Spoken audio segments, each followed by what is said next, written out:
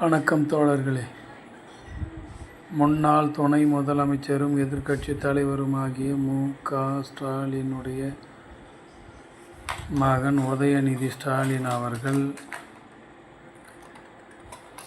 இந்த சனாதனம் ஒழிக்கப்பட வேண்டியது என்று ஒரு வார்த்தையை சட்டப்பேரவையில் பதிவு செய்துள்ளார். அது சட்டப்பேரவையில் பதிவாகிவிட்டது. உடனே வட இந்தியாவும் தென்னிந்தியாவும் இந்துக்களும் கொக்கரிக்கிறார்கள்.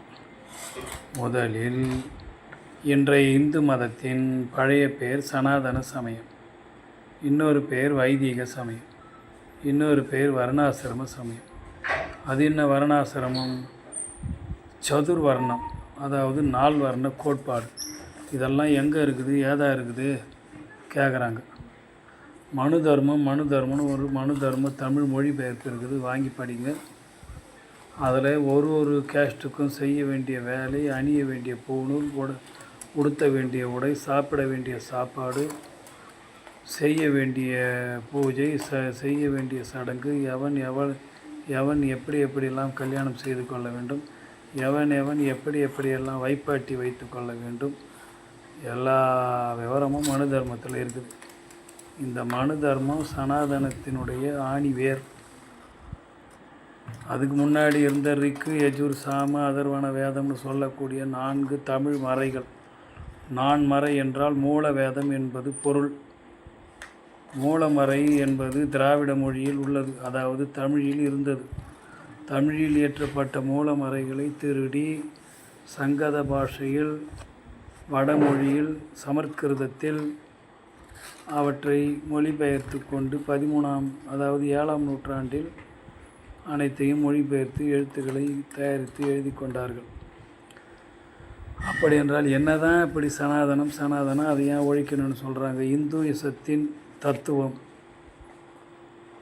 டாக்டர் அம்பேத்கர் பேச்சும் எழுத்தும், இந்துயிசத்தின் தத்துவம் 5ஆம் வால்யம் எடுத்து படித்து பாருங்கள். ஒவ்வொரு இடத்திலும் சகோதரத்துவமின்மை, சமத்துவமின்மை, சுதந்திரமின்மை எவ்வாறு இந்து மதத்தில் உள்ளது என்பதை அனைத்து உபநிடதங்கள் 90க்கும் மேற்பட்ட உபநிடதங்கள், ஸ்ருதி உபனிஷத்துக்கள், அதாவது உபநிடதங்கள், அதுக்கப்புறம் வேதங்கள், இப்படியெல்லாம் வேதாந்தம்னு ஒரு வார்த்தை உள்ளது. வேதத்தை அந்தத்திற்கு, அதாவது முடிவிற்கு கொண்டு வருவது வேதாந்தம். அப்படி என்றால் நிறைய வேதாந்திகள் வந்தார்களே, ஆதிசங்கரர், இப்படி பல்வேறு வேதாந்திகள் வந்தார்களே. எனவே வைதிக மதம் இன்று இந்து மதம் என்ற போர்வையில் தமிழ் சமயங்களை கரைத்து செரித்து ஆசிவகத்தில் உள்ள நற்கூறுகளையும், பௌத்தத்தில் இருந்த புரட்சிகர கொள்கைகளையும், ஜைனத்தில் இருந்த சிலவித சடங்கு முறைகளையும் என அனைத்தையும் திருடிக்கொண்டு புதிய பெயர். காஞ்சி பெரியவர் ஒரு முறை கூறினார், இந்த வெள்ளைக்காரன் நம்மளுக்கு இந்துன்னு பேர் வச்சதுனால நம்ம தப்பிச்சிட்டோம். மதம் இல்லாத, சாதி இல்லாத சடங்கு, அதாவது மதம் இல்லாமல் சுற்றின்னு இருந்தோம், நாடு இல்லாத நாடோடிகளாக இருந்தோம் நம்ம பிராமணருங்க. ஏதோ இந்துன்னு சொன்னதுனால, எல்லாரையும் இந்துக்கள்னு சொன்னதுனால அவங்களுக்குள்ளே நம்ம பூந்துக்குன்னு தப்பிச்சோம், பிழைச்சோம். இல்லைன்னா நம்மலாம் அழிஞ்சு போயிருப்போம்னு சொல்லி காஞ்சி பெரியவர், பழைய பெரியவர் இருந்தார் பார், அந்த பழைய பெரியவரே சொல்லியிருக்கிறார். எனவே இந்துயிசம் என்பது சரி. அப்படி என்ன தான் சனாதனம்? இப்போ நான் ஒரு ஆதி திராவிடர் பறையர் குலத்தில் பிறந்தவன் என்றால் எனக்கு வயது 57 ஆகிறது. இன்று வரை எங்கள் கிராமத்தில் உள்ள சிவன் கோயிலுக்கோ பெருமாள் கோயிலுக்கோ நாங்களே கட்டி, நாங்களே தர்மகர்த்தாக்களாக இருந்த, நாங்களே எங்கள் பக்கம் எங்களை பரிசரி பார்த்து கொண்டிருந்த இளந்தி அம்மா கோயில், தென்காலனியை பார்த்தது மாதிரி இருந்த வேடபாளித்தம்மா கோயில், இந்த கோவிலுங்களை கூட நாங்கள் போய் இன்னும் பார்த்ததில்லை. இன்னும் பல பிராமண தெருவு, கணக்கு பிள்ளை தெருவு, எத்தனையோ தெருவுக்கள் பாழடைஞ்சிருந்தாலும் அந்த தெரு வழியாக நாங்கள் போனதில்லை. இப்போ இருக்கிற ஜெயின தெருவில் கூட, ஜெயின சமணரின் தெருவில் கூட நம்ம சுதந்திரமாக போனதில்லை. 75 ஆண்டு ஆகிடுச்சு சுதந்திரம் அடைஞ்சு. 75 ஆண்டு ஆகிடுச்சு. கிராமத்தில் 2 ஊர் இருக்குது. ஓரை என்று ஒரு ஊர் இருக்குது. பரச்சேரி, சக்கிலிப்பாளையம், இருளக்குறிச்சின்னு ஒரு தனி ஊர் இருக்குது. இதெல்லாம் எப்படி 75 வருஷமா 77 வருஷமா?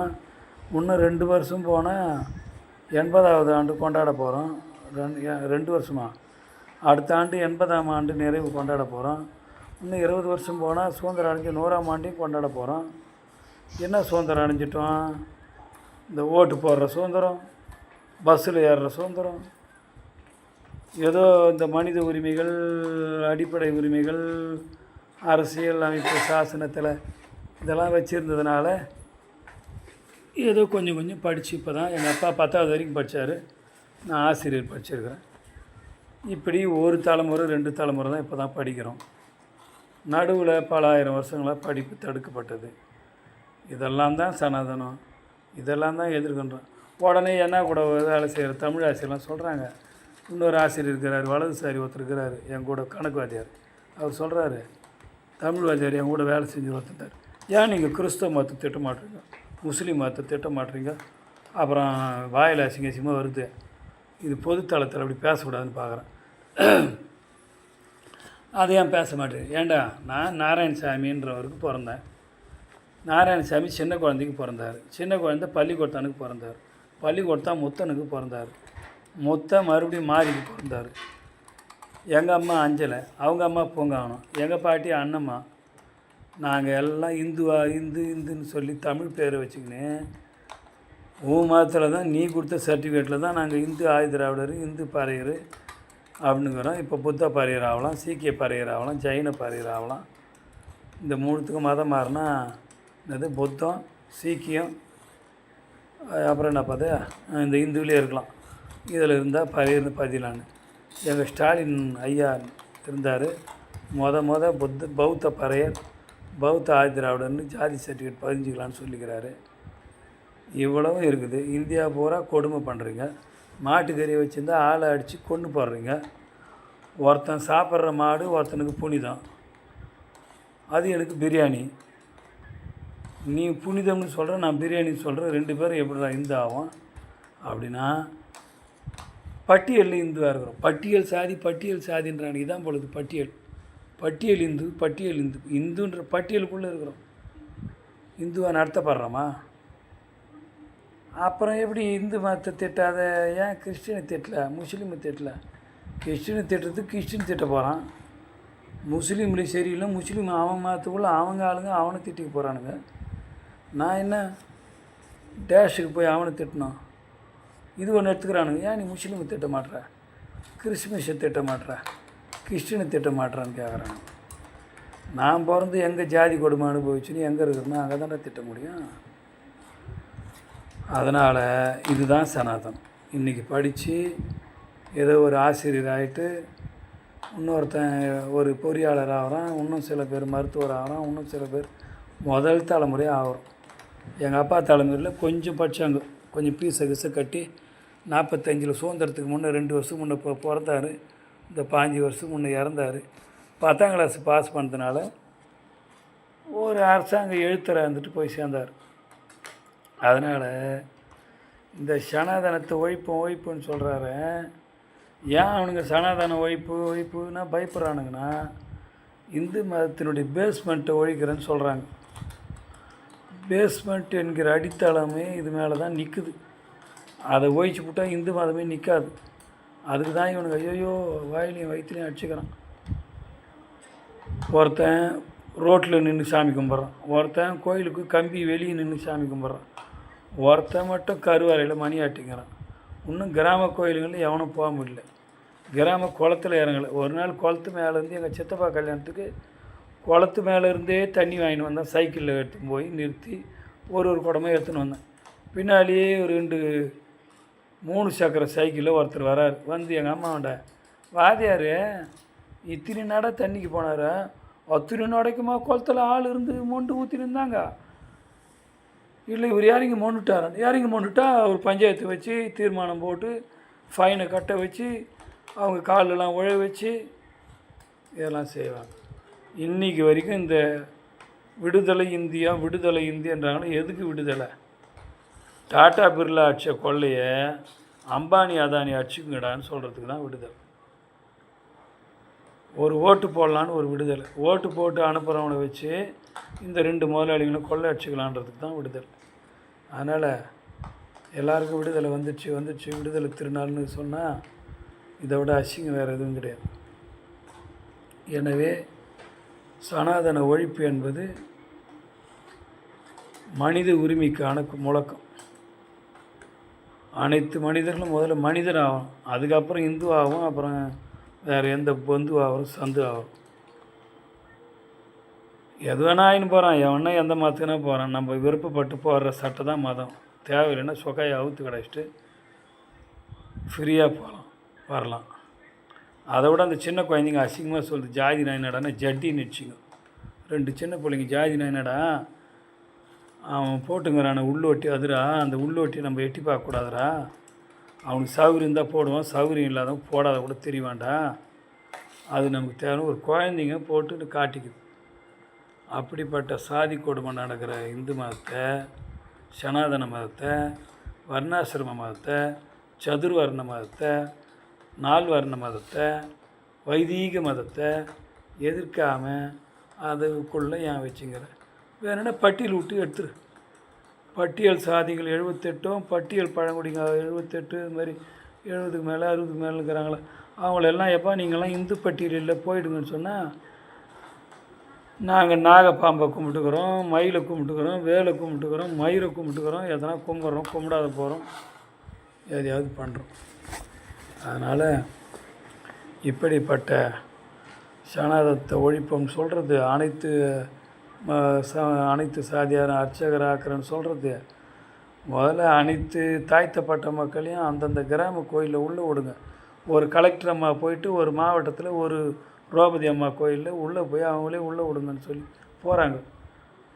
எல்லா கலெக்டரும் எல்லா ஊர் கிராமங்கள்லையும் எந்தெந்த ஊரெலாம் போகாத எல்லா கலெக்டரும் கிளம்புங்க காலையில் எல்லா ஊர் கிராமத்தில் இழுத்துக்கும். ஏன் முதல்ல பரிசேரின்னு ஒரு பரிசேரி இருக்குது, பரிசேரி, சக்கிலிப்பாளையம், எர்லக்குடிச்சை, காட்டுநாயக்கன், ஜோயக்குடிச்சைன்னு எதுக்கு வச்சுக்கிறேன்?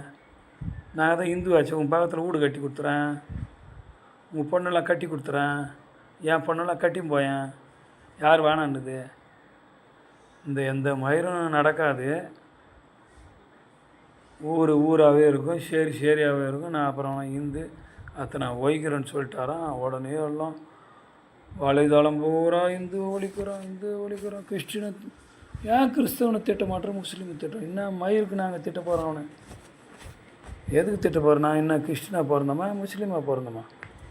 பிறந்தவன் மாறி இருப்பான். என் பங்காளி பைத்தாளி, மாமா மச்சான், அக்கா தங்கச்சி மாறி இருக்கும், போயிருப்பாங்க. எனவே தோழர்களே, சனாதனத்தை ஒழிப்போம்னு சொன்ன ஸ்டாலின் ஒரு ஆள் முழக்கம், உதயநிதி ஸ்டாலின் ஒரு ஆள் முழக்கமிடுறதில்லை. இந்த தமிழ்நாடே இதுக்கு முழக்கமிடுகிறான்னு சொல்லி தான் இந்த திராவிடத்தை ஒழிப்போன்னு இப்போ ஒரு வழியாக ஒழிச்சதாக சொல்லிக்கின்னு வந்திருக்கிறாங்க. அவங்க ஒரு நடிகருடைய முகமூடியை போட்டுக்கின்னு உள்ளே வந்துட்டாங்க. இனிமேல் என்னென்ன அட்டகாசங்கள் செய்கிறார்கள்னு தொடர்ந்து கண்காணிப்போம், தொடர்ந்து திறனாய்வு செய்வோம். நமது அறிவு பகலவன் வலைவழி தளத்தை எல்லாரும் பகிருங்க, விருப்பங்களை போடுங்க, கமெண்ட்டை போடுங்க.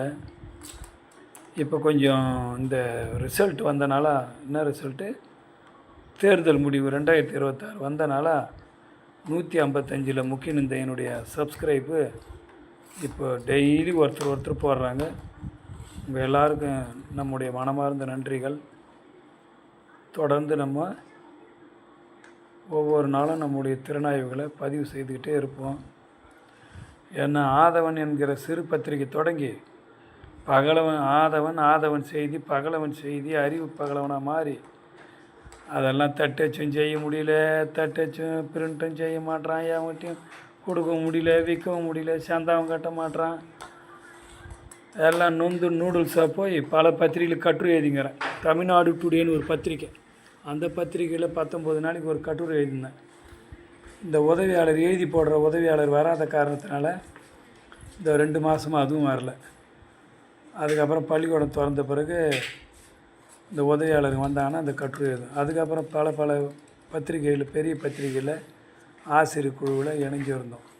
கவிஞர், எழுத்தாளர், சிறு பத்திரிகையாளர், கதாசிரியர், இப்படி இருக்கிற எழுத்து கலைஞராகிய மார்க்ஸ் இளவேனிலாகிய நான் பேரறிவன் உங்கள் எல்லாருக்கும் வணக்கம் வச்சுக்கிறேன். தொடர்ந்து நம்ம சப்ஸ்கிரைப் ஏற்றிக்கொண்டே வரக்கூடிய அன்பர்களுக்கு நன்றி. தொடர்ந்து நம்ம காணொளிகளை பார்த்துட்டு வாங்க. இதில் இந்த எடிட்டிங் செய்கிறது, டிசைன் பண்ணுறது, இந்த கட் பண்ணி ஏற்றுறதுக்கெல்லாம் நம்மக்கிட்ட முடியல. நான் ஒரு பார்வைத்திறன் மாற்றுத்திறனாளி, அது வேறு. தாழ்த்தப்பட்டவர்னு சொல்லிட்டோம், எழுத்தாளர்னு சொல்லிட்டோம், படைப்பாளி, கவிஞர், கட்டுரையெல்லாம் அது கூட இதுவும் சேர்ந்து போச்சு. கண் நமக்கு லோ விஷனு, அதால் எப்படி ஆளை போட்டு ரெடி பண்ணுறோம்.